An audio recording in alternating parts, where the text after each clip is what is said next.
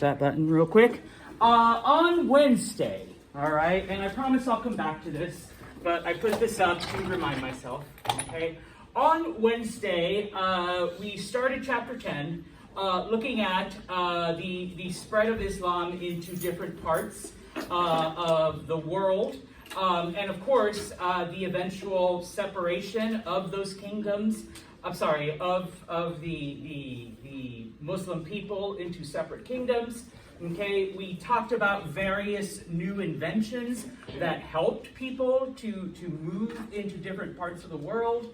The most important one to remember, the compass.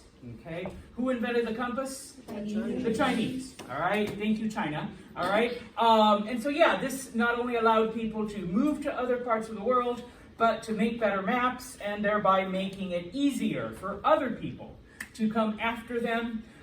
We talked about also how ships were improved during this time, allowing trade, and of course, the movement of goods and people from one place to another, even though they still kept close to the shoreline. All right, it did allow people to move into other areas, and so this led to the rise of various cities becoming powerful and rich and influential. Finally, of course, we talked a little bit about because of the rise of these different Islamic kingdoms and their influence, we see that other scientific advances take place thanks to the belief that both reason and faith are possible to coexist.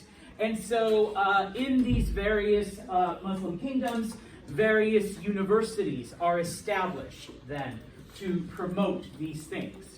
Okay, so we'll leave that area behind and we will focus further east. We'll start with India.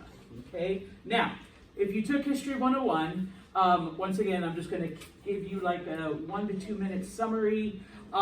Remember, we have had people there for thousands of years.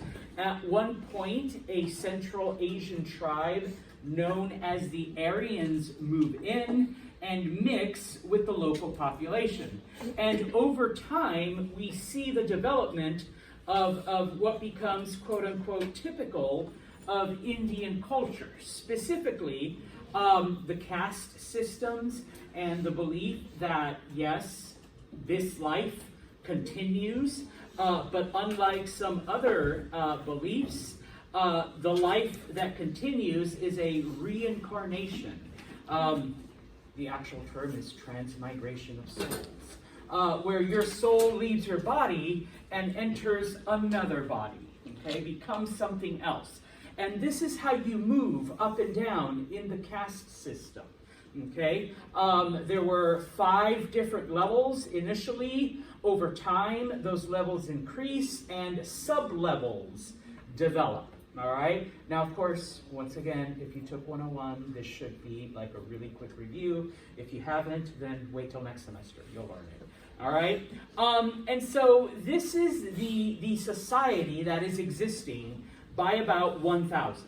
Okay, now the Brahmins, all right, they are the highest of the caste. They are the priests, okay? And so they're basically the ones in charge, okay? Both religiously and morally over the people, okay? The chiefs, because India is not united, there's various kingdoms, and so the chiefs in these kingdoms are known as Rajas. Your textbook spells it without the H. I've seen it with the H. That's why I put both there. Okay, they're known as Rajas. And so you have all these multiple kingdoms, okay, led by various Rajas. And once again, as I said, at the top of the social status are the Brahmins or the priests. And they're the ones, you know, I once had a student basically tell me the purpose of religion is to support the government. Kind of, all right? In this case, the priests support the government. They encourage the people to follow the king, to follow the Raja, and in return, the Rajas help and support the priests. Give them land, basically, they live off of tax money, and so it's like a mutual situations, okay? Now, that's not to say that the Brahmins didn't do anything for the people. during this time, they're the ones that teach the people not just religion, but also how to farm and how to build. And, so they're basically, like I said, they're not just spiritual leaders, but they're also, social leaders and whatnot. Okay? So, remember that the Seljuk Turks at one point are converted to Islam. And of course, they begin a series of conquests. And so eventually they reach India. Okay? And these Turkish warlords take over several kingdoms. They don't take over all of India, but they do take over some of the northern kingdoms. Okay? And so when the Turks come in, these kingdoms that before had been separate, they bring them under one central control, under their control. Okay? And like Muslims did in many other places, okay, they allowed the local people to keep their religious beliefs. They allowed them to keep their social castes. They allowed them to keep, all of the things that made India, India, okay? So they didn't change that. They just basically took over. They overthrew the Rajas, but you still had these different social castes, okay? Now, this united Islamic kingdom becomes known as the Delhi Sultanate, okay, or Delhi, I guess. I hate calling it that because it makes me think of like pastrami, but no, it's the Delhi Sultanate. All right, and it becomes like the most powerful kingdom in India. All right, it's led by these Turkish rulers. Okay, but it's basically made up of all Indian people. Okay. And just like everywhere else that the Seljuk Turks conquered, they encouraged diversity and different cultures. They allowed the people to keep their former traditions. Okay, they did not force any of the locals to convert to Islam.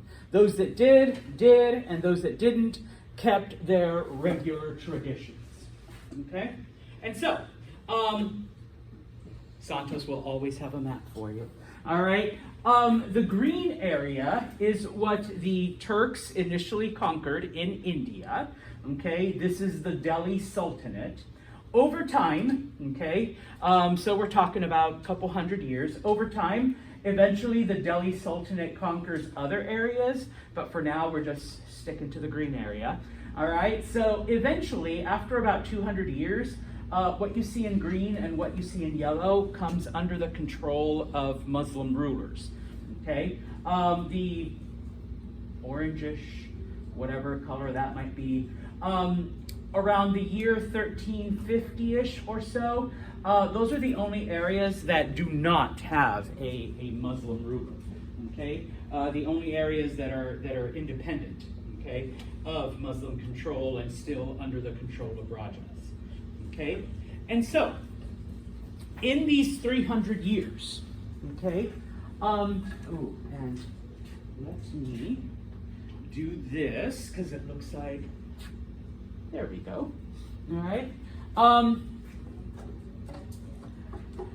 During these 300 years, India is one of the most open and tolerant societies that exists. Now, you have to remember that, and those of you that took 101, hopefully you do, remember that Hinduism right now is the dominant religion, okay? And what was the one thing that made Hinduism so popular with people? You want to say something, Kara? I'm digging for a second. Okay. I remember this. Did Hinduism make you give up your gods? Oh no, you just added them in. Yeah, you just added them into the pantheon. So Hinduism already had dozens of gods, and they were like, oh, you believe in a tree god, Kara? Well then, tree god is now part of our pantheon of gods. Okay, tree god, I guess we can call him Groot. Groot is now, the god of trees. And the funny thing is that they would say, well, I know you've been calling him Groot all this time, but he's actually just a manifestation of one of our other gods. Okay, he only appeared to you as Groot. Okay, and so as we're conquering other groups, we're just assimilating.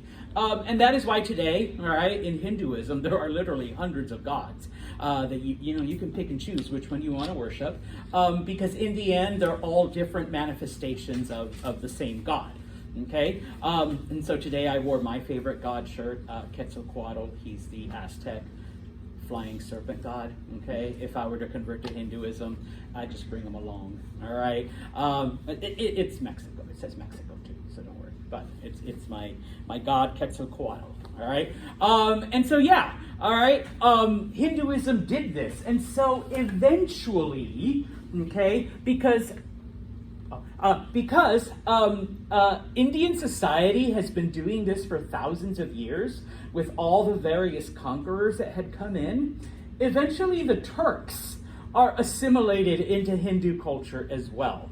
Okay, and so you begin to see some of the Turkish people converting from Islam to Hinduism. All right, it doesn't happen with everyone, but a few of them do. And even the ones that don't, okay, the ones that still maintain their religion, okay, they no longer see themselves as Turks. They just see themselves as Islamic Indians, okay. Oh, we're Indians, but we're Muslim Indians, okay. We don't see ourselves as Turkish anymore because they've adopted, okay, all of these things. Now, everybody else, just like in every other area that they conquered, they allow them to keep all of the Hindu traditions. Heck, they allow them to absorb some Muslim traditions. Nobody is forced to do anything, but of course, they are charged that religion tax if they don't profess. Okay. Now, many of the older religions that remain, because we still have things like Buddhism. We still have other types of religions in India, okay? They're known as Vedic, so hopefully you remember that from History 101. A lot of the old Vedic traditions then, with the arrival of Islam, are absorbed into Hinduism, okay? So that basically Hinduism becomes the dominant religion, okay? Islam is there. It's the religion of the rulers and religion of some of the people. And other groups, okay, like the Jainists, they basically disappear. They're absorbed into other groups. And then, of course, the Buddhists, they're also absorbed. And it's interesting that Buddhism started in India, but, and we talked about this in History 101, a lot of Buddhist missionaries went out and taught Buddhism. And so today, Buddhism is much more popular in the Far East, China and Vietnam and Japan and those areas. And where it actually started in India, it's practically gone. Okay? Because during this time, all those Buddhists either convert to Islam or they are absorbed into Hinduism. Okay. Questions? Comments? All right. So, we'll move to China. Okay. Around 900. Okay. Up until this time, and I guess I have to give you like a quick little rehash. Remember that in China we have been under the dynastic or the dynasty system, and the idea of the mandate of heaven, so that a dynasty isn't just like a single ruler, but it is a family that rules, okay, over an extended period of time. And of course, a particular family will have the mandate of heaven, or literally they're chosen by the universe to rule.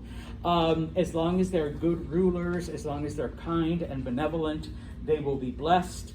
Once they turn evil and corrupt, then they lose that mandate and they are overthrown by a different family, and then that family now has the mandate, and it continues. Around 900, okay, because up until this time, a dynasty known as the Tang Dynasty had been ruling over India had been ruling over China for quite a bit of time. Around 907, the Tang Dynasty falls apart, okay? And of course, we enter a period of civil war where you have lots of little kingdoms, okay, kind of trying to gain control.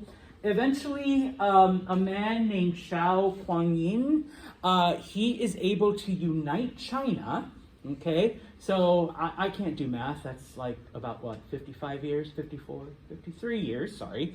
About 53 years of, let's just say 50. 50 years of civil war, of conflict, before China is finally united. And so this becomes known, his family, this becomes known as the Song Dynasty, and they are the family in charge of China for the next 300 years. Okay? They are finally overthrown by the Mongols when Genghis Khan and Kublai Khan invade, and they're overthrown. Okay, so they last for quite a long time. Now, during this time, we've already mentioned one of the Chinese inventions that changes, society. What is it? Compass. The compass. Okay, they invent the compass during this time. Now, China, despite that, isn't like a technological area. When I say agrarian, it's predominantly farming, okay? Most of the people are farmers, all right? Now, even though up until this time, the dominant crop was, of course, rice, it doesn't grow as easily in every part of what the kingdom was. And so we see then the growth of other crops, specifically wheat and millet. Okay, millet is a type of grain. Okay, and what do we use wheat for? Bread. Okay, yeah. So in those areas, instead of rice being the dominant crop and being used, for foodstuffs, it's wheat. Wheat is used, and of course, a more bread-based diet. Okay. Now, one of the other things that the Chinese do invent and helps them become an agrarian powerhouse is the iron plow. Okay? Anyone remember what the dominant metal was before iron? Bronze. Bronze. Okay? People discover iron. All right? Iron is stronger than bronze. And so, one of the first discoveries, it happens in different places. It happens in Persia, it happens in parts of India. But when the Chinese discover it, okay, they realize that, it wasn't just the compass they made. They realize that they can fashion this metal, in this ore, it's not metal yet, they can fashion this ore into a metal that they can use. And iron plows are a hell of a lot stronger than bronze. And they can plow land that would break a bronze plow. Okay? So they're one of the first to come up with the iron plow. What helps them to be able to mold the ore into a metal? Okay? A piston-driven bellows. If you don't know what a bellows is, it's the thing they squeeze to make the fires go hotter. Okay? So instead of going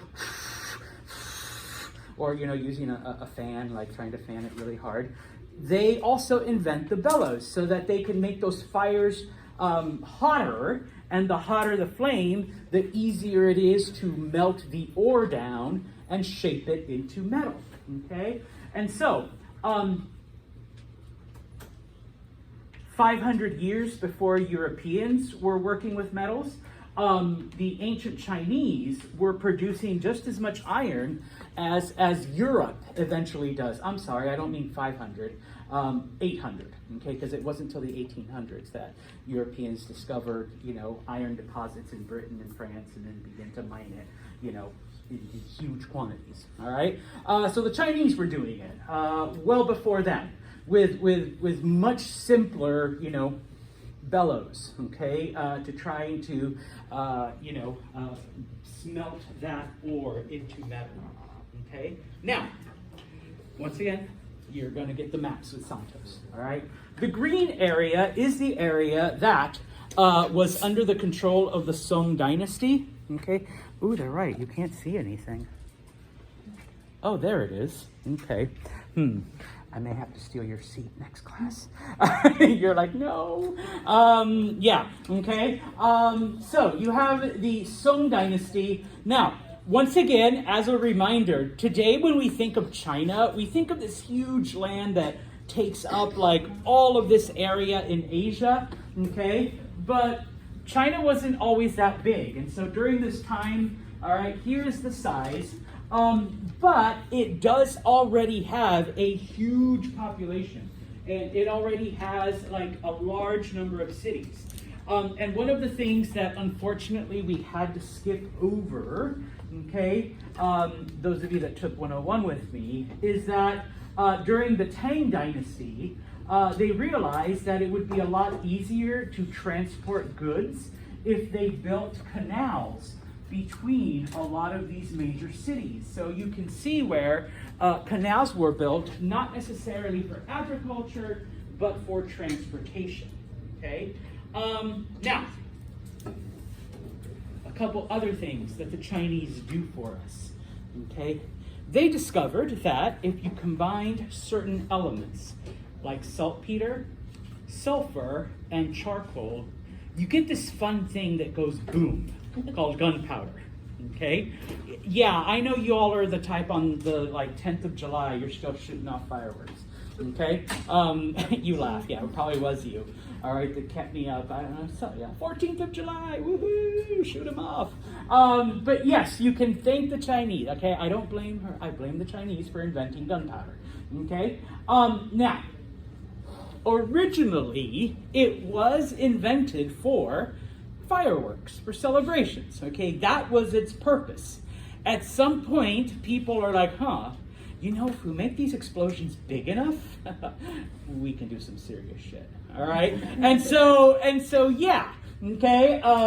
Different incendiary devices. We see, the invention of very primitive, bombs and explosives, okay?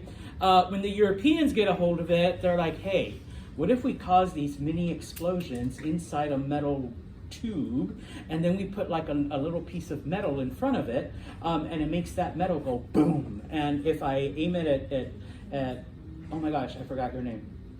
Brandon, maybe it'll hurt him, okay? So yes, okay? So it eventually becomes weaponized, but originally they were invented just for fireworks, okay? That was it, all right? So it was the Chinese that invented gunpowder.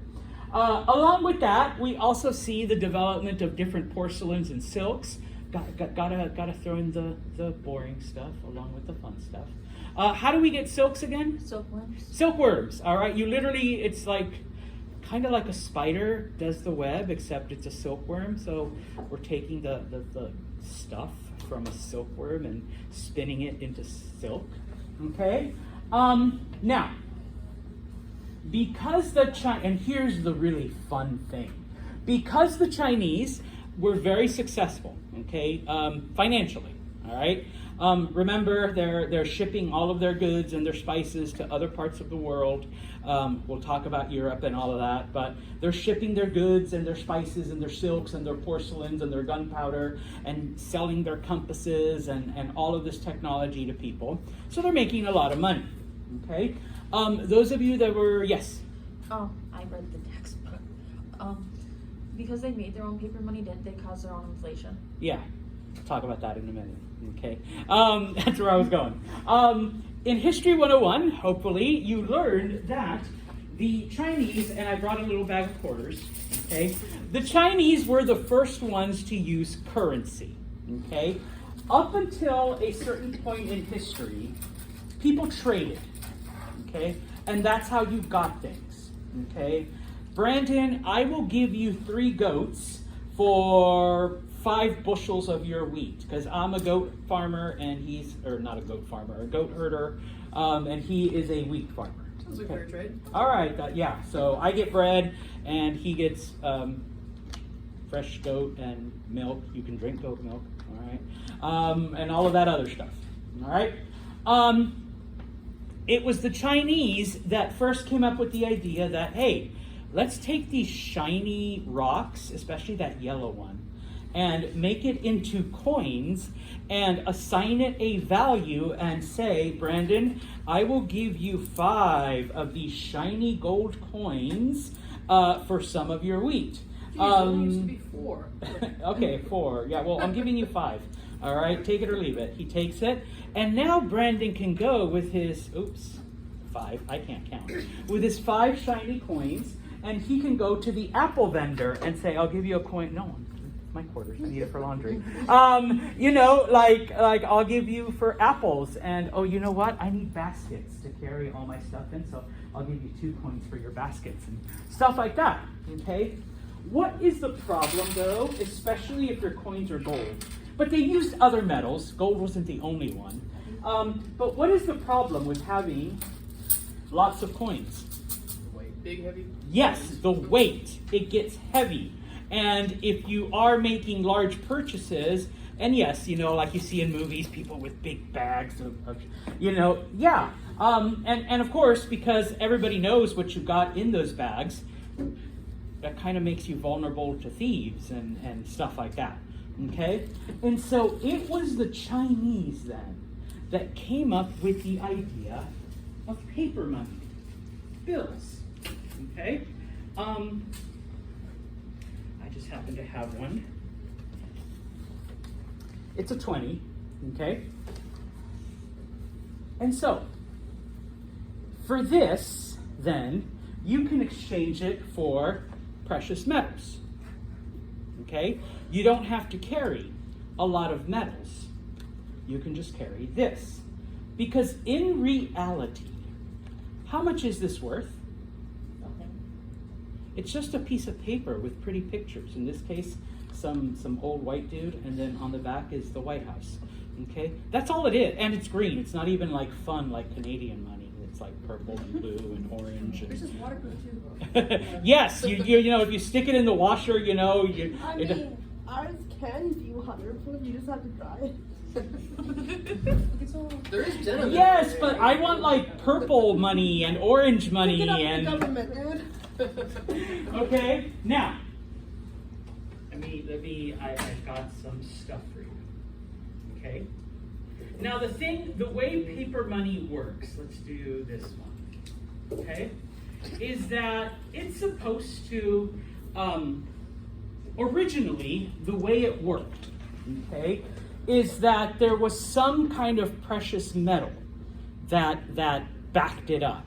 Okay, and so this is a $1 bill from 1935. And if you have a 1 on you, feel free to take it out and look at it. And you can see some of the differences, okay? Because this isn't a $1 bill per se. What is it? A silver certificate. Yes, a silver certificate. And it actually says it. This certifies that there is on deposit in the treasury of the United States of America $1 in silver, payable to the bearer upon demand. You're like, it doesn't say that. Back in 1935, you could walk into a bank with your $1 bill and say, cashier, I would like this in silver. And they'd give you the equivalent amount of silver. Okay? I'll show you a more fun one. Where are you? Wow. This is a $20 bill from 1922. We used to be on something called the gold standard, meaning that the government would not print more money than the amount of gold that existed in the country. Okay? So, back in 1922, I could take this gold certificate, because at the top it says, this certifies that there have been deposited in the treasury of the United States of America in gold, $20, payable to the bearer upon demand. So I could walk into a bank and say, I would like $20 in gold. okay? And the bank would give me $20 in gold, okay? I That's took like a lot of money in the 20s. Huh? That's a lot of money in the 20s. Yeah, I know. And so, sorry, this is the joys that a history teacher has. Okay, I do have the original. It's right here. Okay, I do have the ones. Okay, I have several ones. Those are easy to come by. Some of you are like, damn, silver. No, you can't go into banks anymore and demand gold or silver. Can you still like buy $1 stuff with those ones?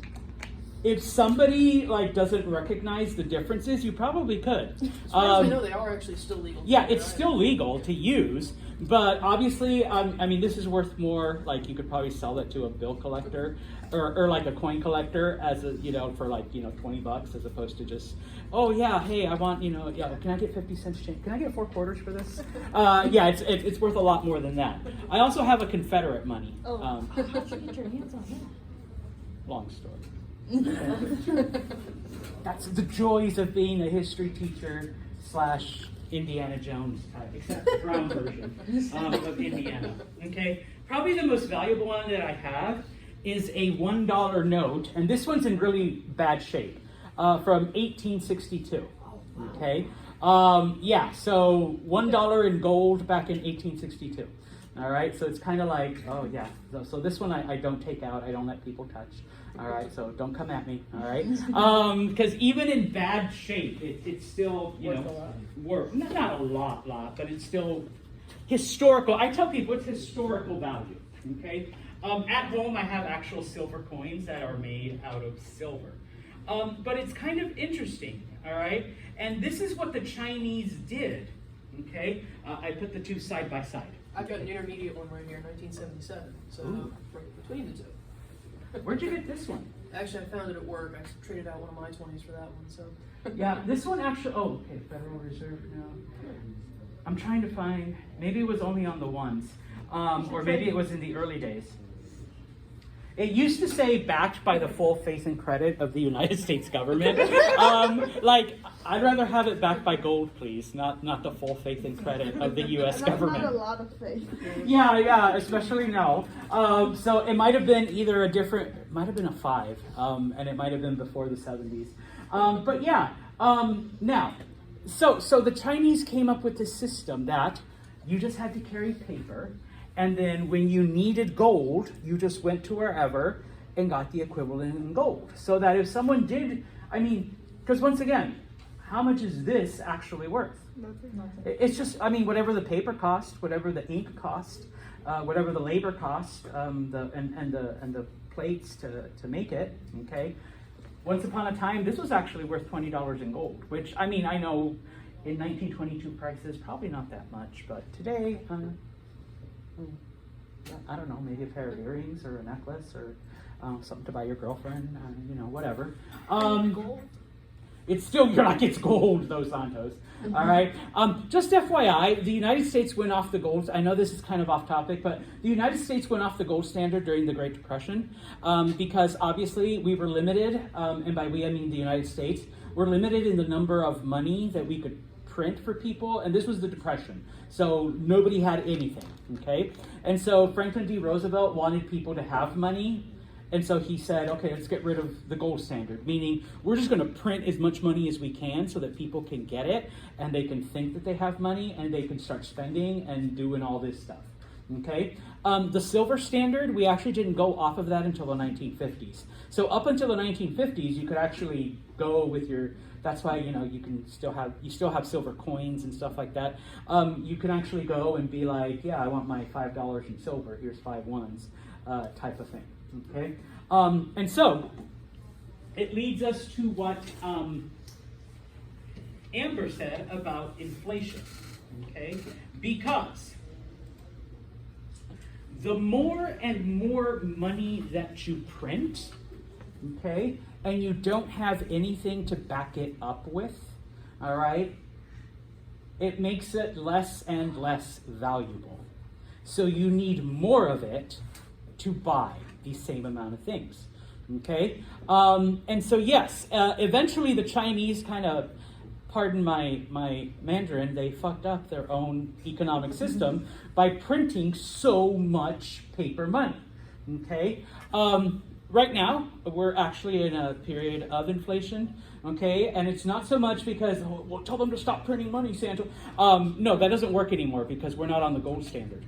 But the idea is the same. Things are costing more, so you need more money. So they are kind of printing more money to keep up with the demand. And the more things cost, and the problem is that wages aren't rising, okay? So you're not getting more money, but other people are, and so the prices are rising for them. I just want eggs not to be $4 a pop anymore. Just And you know what? To the people that are getting all the money, it's like $4. Who cares? It's only $4, right? But for you, who your salary has not changed in whatever amount of time, you're like, shit. It used to cost $2, now it's $4. No, they're And- like be and- 79 cents. Yeah. No, like those 60 cartons of eggs used to be like $5. They're like double the price now. Hey, I'm a fan of Pop-Tarts, and I remember when they were like $2 a box. For the 16, not the 12, the 16, now they're almost $4. And I'm like, holy shit, but I still need my Pop-Tarts, so I'm still spending money. Jack. Isn't it that like 80% of the world's money is owned by like less than 10% of the Yeah. population? Yeah, and so for them, they don't feel it, but They're just holding it. the rest of us, yeah. There's a shortage. It doesn't trickle down when they hold it. No, it No, doesn't. It doesn't. Okay? Now, That strategy never what's worked. interesting here, and we'll come back to this in a minute, but and I've mentioned I lived in South America. I lived in Argentina when I was like between 19 and 22 years old, and at the time they went with this this financial experiment where they would not issue more pesos, because that was their currency, the peso, than dollars that they had in their vaults. So it was kind of like the gold standard, but they replaced it with dollars. But the thing is, what is the dollar backed by? Nothing. Nothing. The full faith and credit of the United States economy. Okay? Now, it actually worked for a couple of years, all right? Where the Argentine government, they would buy dollars, they would keep it in reserve, and then, of course, they'd print more pesos, okay? Now, where I come in as an American, I was living there, and I almost felt like a drug dealer in a certain degree, because I would have people and be like, hey, Santos, tienes dólares? Do you have dollars? And I'd be like, how much you want? How much you need? And they'd be like, 50, 50? I'm like, yeah, I can do 50. They're like, 100? You gotta give me some time, okay? I need to. I need. There was no email back then, no internet, so you got to give me time to write to my mom to send me $50 over the mail. Okay, back in America, it'll take a couple weeks to get here, but I'll get you your 50. All right, so you'll have $100. And yeah, just FYI, the reason why it was illegal to make any kind of transaction like that outside of a bank. Like if I wanted pesos, I had to go to a bank. If they wanted dollars, they had to go to a bank. And so the fact that we were doing it like on the sly, and unless you've lived under a military dictatorship, you don't understand that Big Brother is everywhere. Well, actually, it's kind of like that now here. But this was 30, you're like, Santos, have you seen Google? It knows what I want to buy before I do. But this was 30 years ago, okay? And so, the walls had eyes and there were informants everywhere. But it was just kind of funny. And then, sometimes I'd be like, hey, Mr. Rodriguez, I need some pesos. Can I give you some dollars for your pesos? And he'd be like, well, that's about 2 weeks' salary that you want. But yeah, I'll exchange $300 for 300 pesos. But to them, it was an investment because they just kept it in a box under their mattress with barbed wire. And eventually, in 1995, the economy collapsed in Argentina. And guess who was safe? The people with the dollars. Okay, yes. And so I see it as I help. Yeah, thanks to me, they survived the economic collapse of their country and they came out on top. Today it's different. They learned their lesson that they can't base it off of just the dollar. The thing is, though, and this is like a lesson in economics, there's a lot of places in the world that actually do that. They hold their hard assets in dollars. The smart people do it in oil. okay? Oil reserves. But come on, look at the gas prices, all right? That is smart. Other places will do it maybe in like euros or British pounds. I don't think they did euros anymore. Yeah. Or not euros, sorry, I was thinking Germany, Deutschmark. My mind was. Yeah, no, they do the euros. And so yeah, okay, it's all a fun. If you ever want to think of like, you know, an economic collapse and all of that, that's why so many people hoarded toilet paper, all right?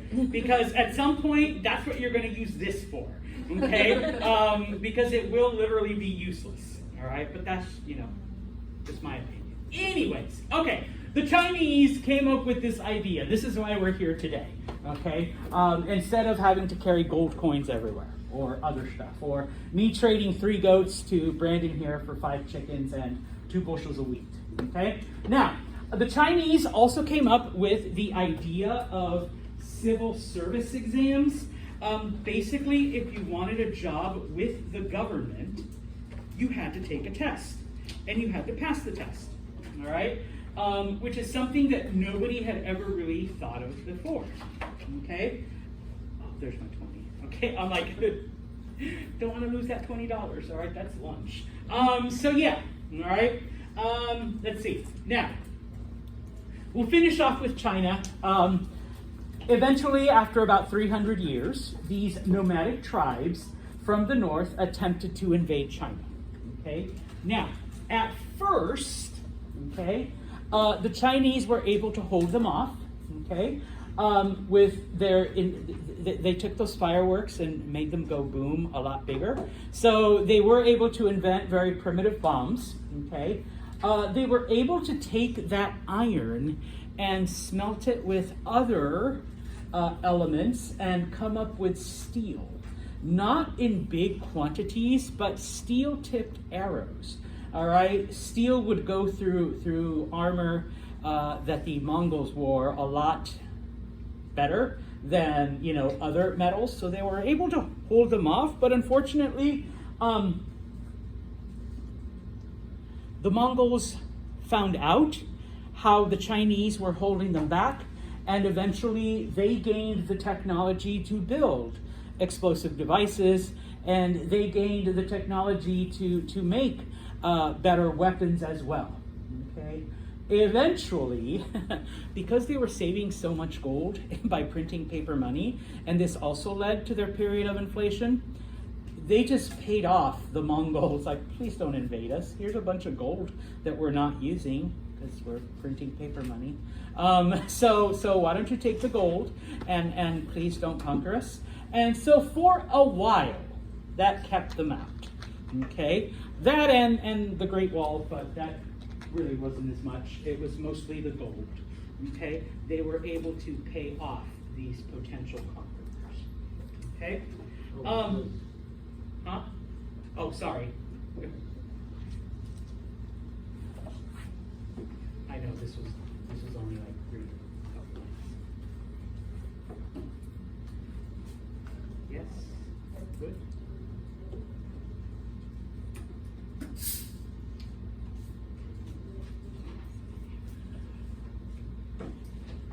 All right, I'll come back to it. And so, as you can see, then, you do have the Song, you do have the Mongols then, and they were not only able to establish this hey, you know, we'll pay you if you don't conquer us, but they did establish smaller kingdoms to use as basically a buffer zone, okay? There is no class on Monday. Do not come Monday. I won't be here, and neither will anyone else, okay? But we will move into Europe. We will talk about Europe during the Middle Ages. Okay, here, I'll put this back for whoever needed it. Wednesday, I'll sit here. So Wednesday, please come back on Wednesday.